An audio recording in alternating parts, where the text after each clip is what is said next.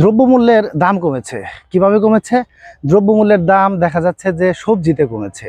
সবজি আসলে উৎপাদন বেশি হয়েছে, তার কারণে সবজির দাম কমেছে। দেখা যাচ্ছে যে আপনি 20 টাকা কেজি আলু কিনছেন, ফুলকপি, পাতাকপি এগুলোর দাম 20 টাকা, 30 টাকা, 10 টাকার মধ্যেই রয়ে গেছে।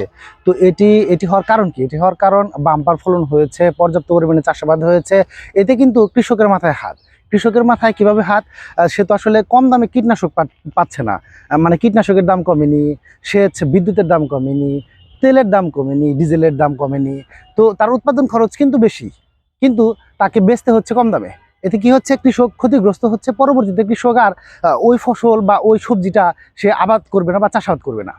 অর্থাৎ আলু যেরকম 80 টাকা দিয়ে কিনে খেতে হচ্ছে আমাদের 70 টাকা 80 টাকা দিয়ে, আবার কিন্তু দেখা যাবে যে একটা মৌসুমে যখন কৃষক আবাদ কম করবে, মজুদ রাখবে কম, তখন কিন্তু আবার এগুলোর দাম বেড়ে যাবে। তো আপনি কখন বুঝবেন যে আসলে মূল্যস্ফীতি কমছে, পণ্যের দাম কমেছে? যখন দেখবেন বিদ্যুতের দাম কমে যাচ্ছে, ডলারের দাম কমে যাচ্ছে, যখন দেখবেন আপনি সয়াবিন তেলের দাম কমে যাচ্ছে, যখন দেখবেন চিনির দাম কমে যাচ্ছে, তখন বুঝবেন মূল্যস্ফীতি কমছে এবং টাকার মান বাড়ছে। এবং এই যে আমরা বলি যে জিনিসপত্রের দাম কমেছে, সেটি কমবে। কিন্তু এগুলোর দাম কিন্তু এখন ঊর্ধ্বগতি।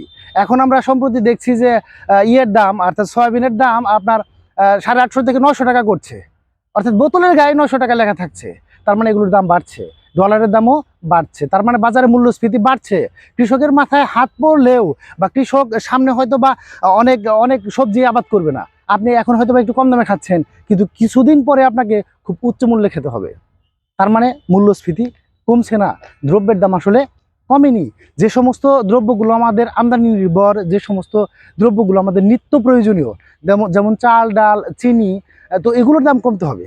আমাদের দেশ উৎপাদিত পণ্যের দাম কমাতে হলে আপনাকে বিদ্যুতের দাম সহনীয় মাত্রায় রাখতে হবে, ডিজেলের দাম কমাতে হবে।